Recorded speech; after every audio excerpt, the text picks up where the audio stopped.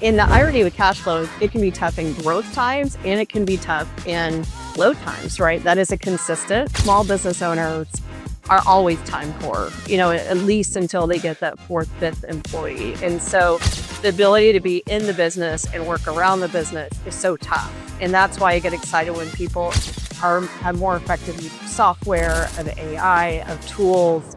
That is so critical. So, cash flow, being time poor, those are all the things that I think folks struggle with. 1, 2, 3, 4. Welcome to the Small Business Black Holes, the podcast that shines a light on the hidden challenges of scaling a business. Hosted by Alan Pence, each episode explores the critical shifts entrepreneurs make as they grow beyond $1 million, $5 million, even $30 million, and move from brute force to sustainable professional growth. Stay with us as we uncover what it really takes to escape the black holes of business and scale with intention. Hi, welcome back to the Small Business Black Holes podcast. We're very excited to have Elizabeth Gore from the great state of Texas on the pod today. She is a co-founder. Hook 'em. I went to UT to get my MBA. So I would Texas A&M. Wait a minute. Now we're going to have to open this up with a rivalry. Is that what we're saying? That's Big right. Mags. That's right. If you went to A&M, you're able to do calculations and finance and stuff like that? we hire people to do it for us, like you that went to UT. Gotcha. Yeah. That's right. Mm-hmm. So she is the co-founder of Hello Alice. And we'll give her a whoop, for her 12th man. Thank you. Welcome to the pod, Elizabeth. Thank you. It's great to be with you. So give us an overview of Hello Alice. It's a fascinating organization that could be hugely beneficial. Yeah, I appreciate that. Yeah, we are so proud to serve 1.5 million small business owners with actionable access to capital. So we are a bridge for small business grants. We have a lending center. We have credit, secured and unsecured. And then we host the business health score that hundreds of thousands of small businesses use before they apply to anything. And it helps them understand from 0 to 100 how their finances are doing. And then we help them through 90 days improve those finances so they can apply for capital or grow the business. And we're kind of an accidental cult community. Our small business owners love each other. They support each other. We have everything from Black-owned business centers to military spouse groups to bakers in Detroit. It's a lot of fun. Oh, that's cool. And so you guys serve all small businesses, or are there certain... All small businesses. Yeah, we sure do. And we really focus on Main Street. So folks under 50 employees is our main objective. We're in all 50 states across every industry. And I think the coolest thing is how many small businesses are launching in America right now. We have about 5 times the amount than usual the last few years, which is super exciting. It's interesting. So are we still seeing, we heard that sort of like pandemic, post-pandemic, there was a lot of launches. Are you seeing that sustain?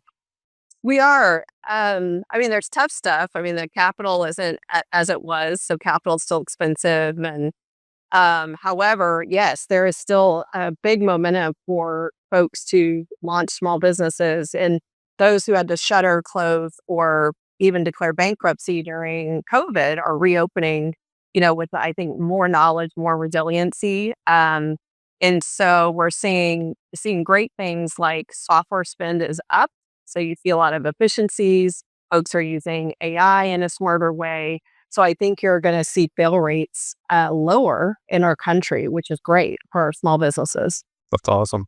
And how are you guys funded? We're a Series C venture-backed company. I am proud to say we hit profitability this past year, which is always the golden dream of any business that's venture-backed. And we also have, we're free for small businesses, but we have an enterprise software that helps banks, fintechs, and business services engage with their small business owners.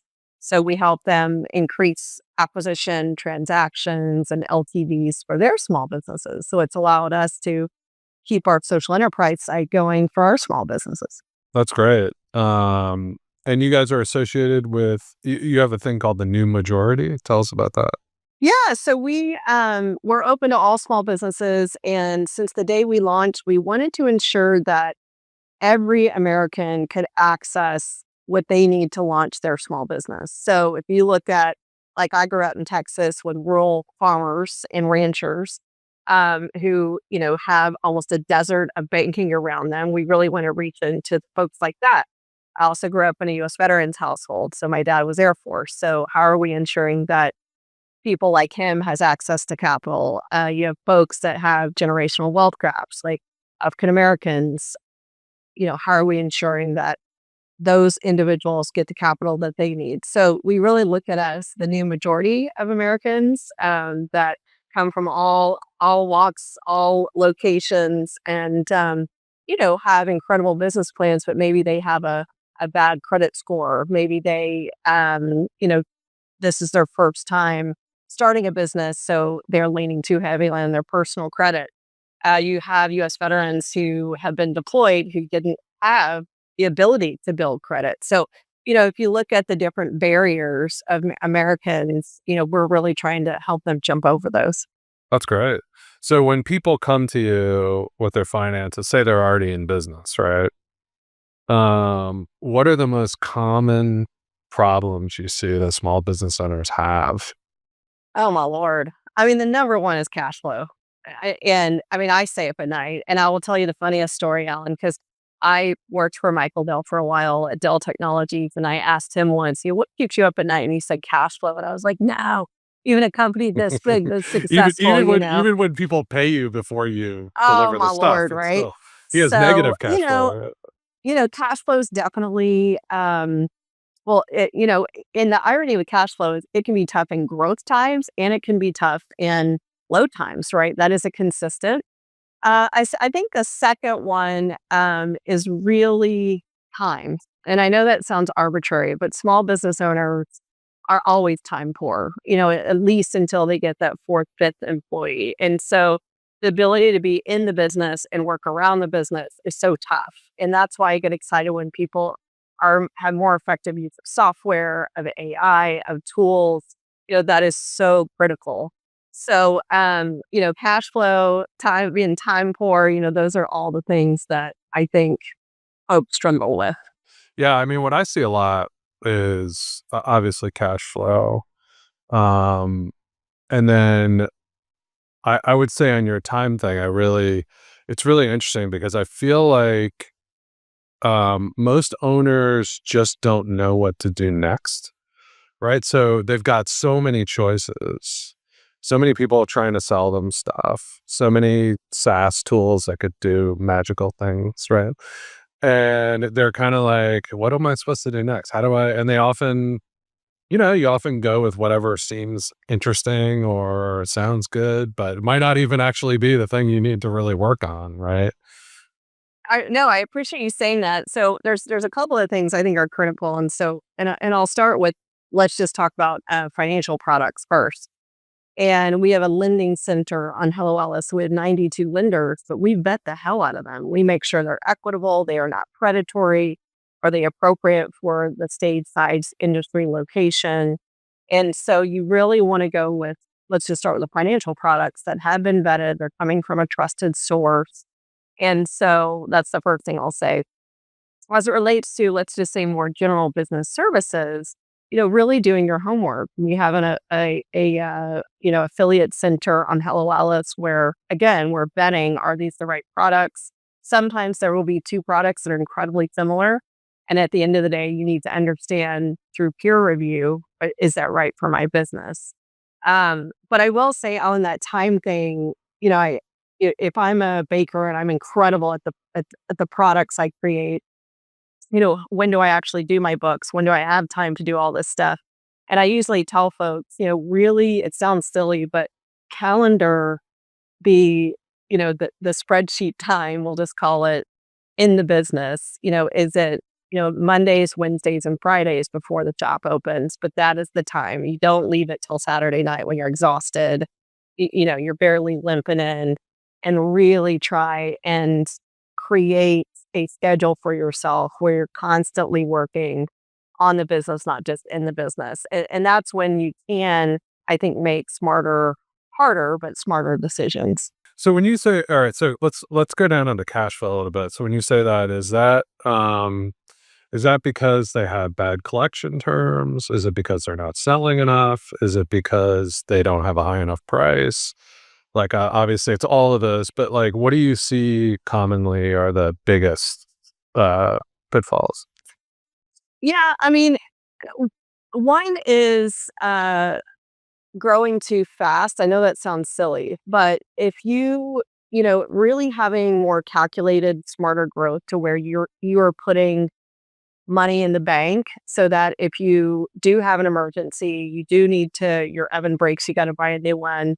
You need to make that hire, or God forbid, a COVID happens, or 2/3 of counties in this country have natural disasters. You need to have more than 6 weeks receipts in the bank. I mean, that is the most common, and I've seen it with Series B venture backed all the way to someone who's just getting started. So if you can have a minimum of 6 months to pay bills in the bank and just keep that 6 months. there. Whoa. Well, I know. I used to think 3, and now I've started to really push on. And then on top of that, can you be smart with, if you do have that in the bank, go get a line of credit. You might never use it in your lifetime, but have that there. And I know that's asking for a lot, but man, if you could squeeze that juice, I mean, and keep it there, that is big. Minimum 3 though. I mean, Even minimum even 3. even my mentor, like one of my financial mentors, this guy Greg Yeah. Crabtree out of Alabama, Mhm. wrote Simple Numbers, and he's like 2 months, and most of his clients aren't even close to 2 months. I know, I know. Um, So, yeah. but all this to say that the cash crunch will happen. Sometimes it will be because of not just an emergency, but because of growth.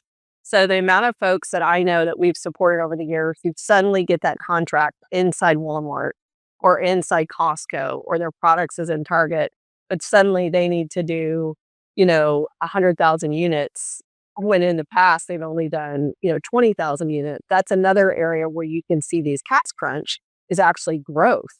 Or let's say, suddenly you get, your dream catering order, but it's for 100 people, you've never done over 10. So that, receipts in the bank is not just about emergencies or a problem. It can also be because of growth.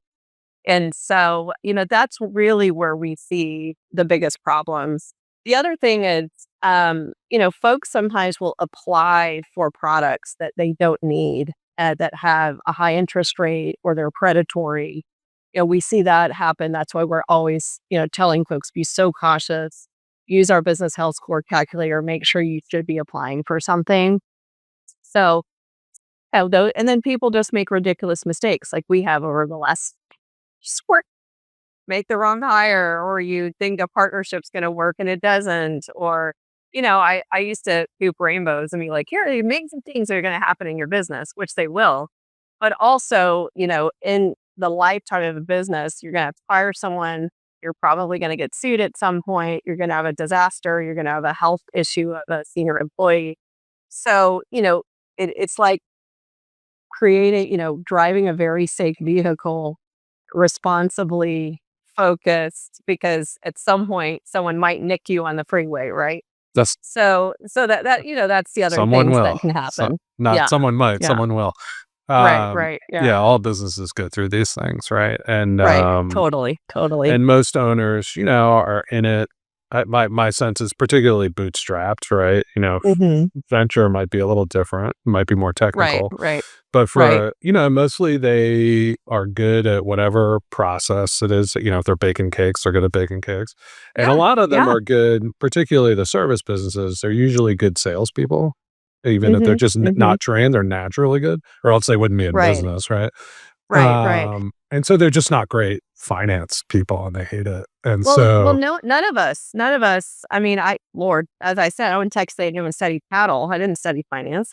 I, but I have a co-founder who did, and she's amazing and she's brilliant. And so it is not conducive to think that one human being has the skill sets to run a whole business, right? And so, using platforms like ours, going to chamber meetings, having co-founders, hiring, once you do make that first hire, being really smart about what's the balance of the skill sets that you do not have is critical for any business. It doesn't matter what industry you're in. Yeah, I mean, one of the first things I said is like once somebody's over about 1 million in revenue, they've kind of shown that they've got like some kind of service or product market fit.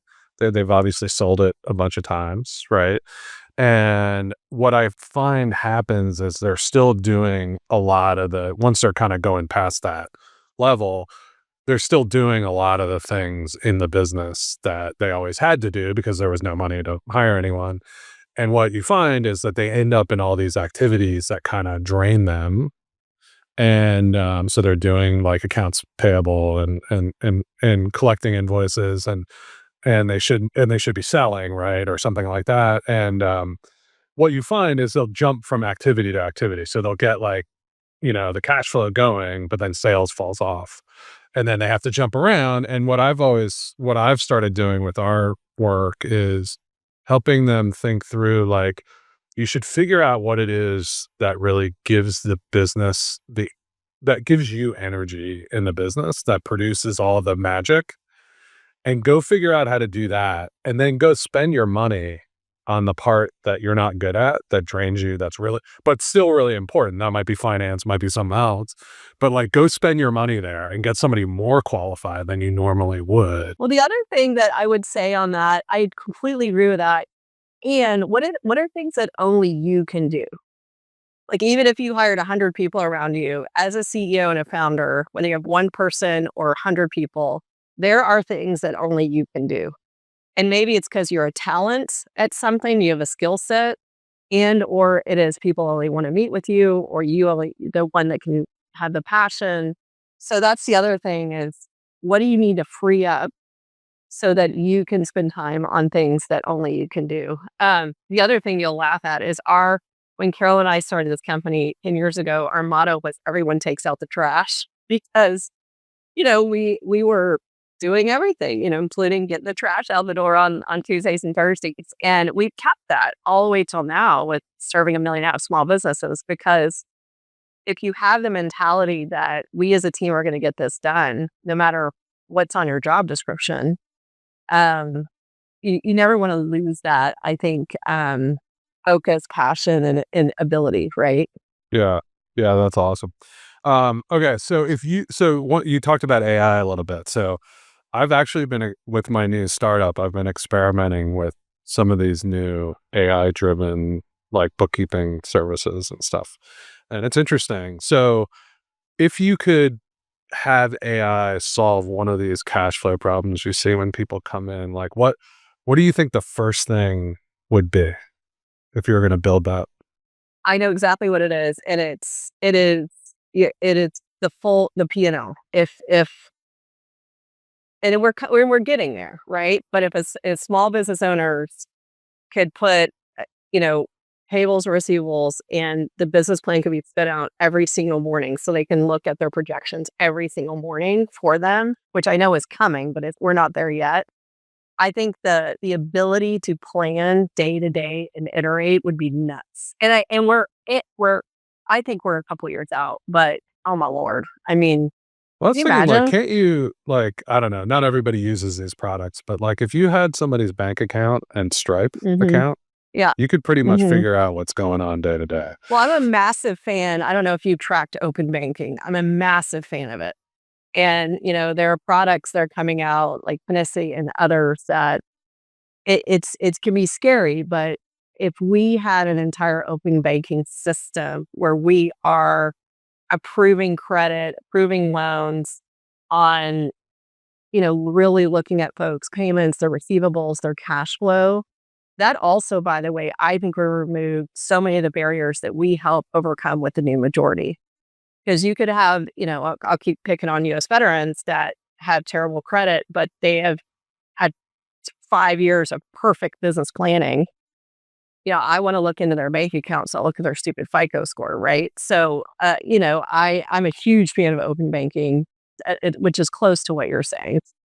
Yeah, yeah. Because the big thing I've had with like QuickBooks is just like everyone's driving with like I have people I'm working with whose QuickBooks hasn't they're still trying to work on first quarter. I'm like, what is going on here? Like, you are flying with a rear view Yeah, mirror, right? You're right. flying That's a backwards, good not way that's a really I like that term. That's such a good way to put it. And again, this also goes to time, right? Like, I'm a huge fan of AI, I'm a huge fan of data, and if small business owners can see, "Okay, well, this muffin sold more than that muffin. Here's what it costs to put the eggs in it. We need to pivot and only sell these." I mean, I know that seems trivial, but can you imagine, like, a data spitting that out at me every single morning, and I can move and pivot and move and pivot? I mean, that would be incredibly exciting to me. that is the vision. Yeah. I'm like, I've seen that so many times where, owners have point of sale systems, but, Yeah, like in retail or restaurant, but they don't actually know what the data's telling them. So it's kind of exactly. useless data, right? Or have the time to sit there, right, Right. And pick through it. and really pick through it. So, yeah, for sure. So, okay. So going into another subject. So you guys have served a lot of small businesses. Mhm. So what is the lead gen like operation like? Are you doing it through partnerships? Is that basically it? Yeah, Or how are you so reaching great, all great these? question.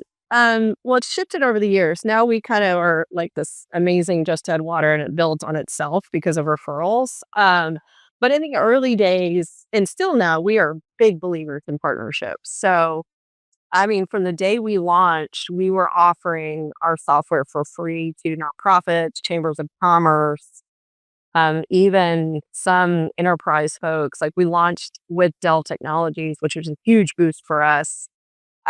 We had early Salesforce partnerships, just brands that were so much bigger than us, but were utilizing And what was us. so talk about like what's a Salesforce partnership look like for you? Yeah, for sure. So a lot of these large enterprise folks, their cost of customer acquisition with small business is insanely high. Small businesses are expensive to acquire. So, we're more boots on the ground talking to small businesses every day. And so they would, offer our free services out to their customers because that's not their day job. Salesforce and Dell needs to sell computers, Salesforce selling CRMs, but small business owners are like, I don't even know how to use that. So why am I going to buy it?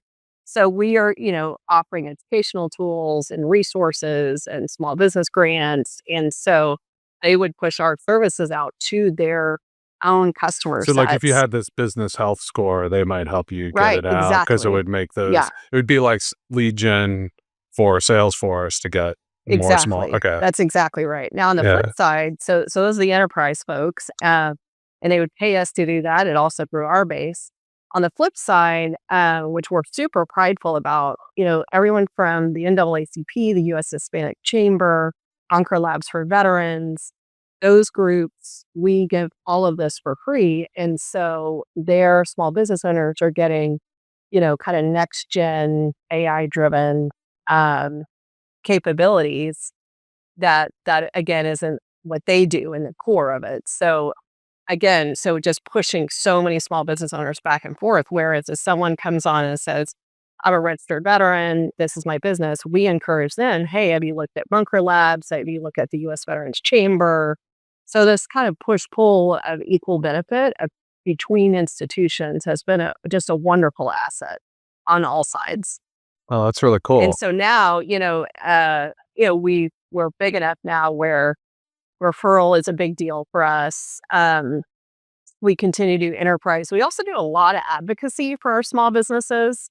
Again, go back to time poor. So, who is talking to Congress, the House and Senate small business committees, the SBA, the White House on behalf of our small businesses? That's really important to us. And I think there's a big level of trust that we are taking not their personal data, but aggregate data and saying, here are barriers we're seeing, here's opportunities we're seeing. So that's also really important. Oh, that's cool. And so basically like I'm a business owner, so I want to know how the dollars flow. So so basically for you guys, you got to do all this great stuff, but it's really like the business model is SaaS software for lenders, right? To figure out how to get to the small business community. Yeah, it's lenders, but it's also an equitable lenders. I always am very clear on that. But also business services. So QuickBooks, Google AI, Salesforce, all the folks who serve small businesses with software, not just lending, utilize Hello Alice. Okay. And so they have some kind of platform that they're using that helps them like better sell to. Was that Yes, exactly. So think about Google AdWords are still the number one service tool for small businesses to get customers. So we work back and forth to ensure that they're, reaching the broadest communities that they can. But we always add an educational layer inside that on how to use these tools, um, and try to get reach where sometimes a lot of enterprises can't. Rural environments, again, different neighborhoods, so on. Oh, that's really cool. And if people are interested in so you guys do a lot of lending stuff, you got the business health score. Just rattle off a couple other things that people should look to you for. Well, the biggest thing, one of the areas we love is we do about 60 million in small business grants. So these are $10,000 to $50,000 grants that are generally philanthropic in nature. So our grant center, I think right now we have $8 million in grants open for small businesses. So that's a really cool area that we encourage a lot Hmm. of small businesses Are you guys making to. the grants, or are you like a Yeah, so we clearinghouse? partner with everyone from philanthropic foundations to corporations to high net worth individuals, and so we will run those grant programs on their behalf and fund and find the small businesses that are appropriate to whatever that mission alignment is. So helloalice.com/funding is a great resource for small businesses. So we're really proud of our small business grants programs.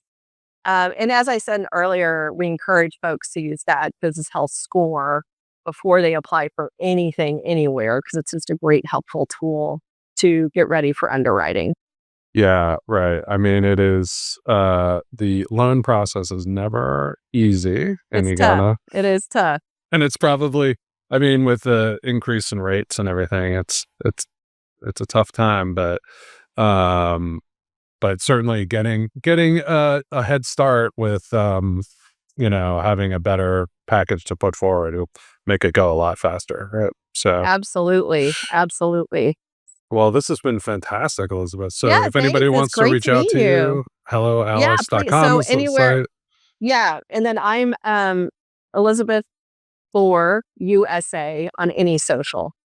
Okay. At Elizabeth Gore USA. Also, we have a fun show out right now called The Big Idea on Yahoo Finance that Oh, has a cool. lot of great tips. So it's Yahoo Finance, The Big Idea. So that's really fun. We do small business shout outs on there. So come join us. Excellent. Well, we appreciate you being on, and everyone All go right. check it out because Thanks. that's great services for businesses. Appreciate it. Have a great day. You've been listening to the Small Business Black Holes podcast with Alan Pence.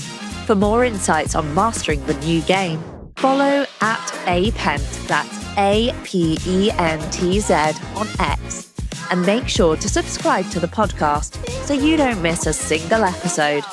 Thanks for tuning in, and remember, in today's world, you don't follow the rules, you write them.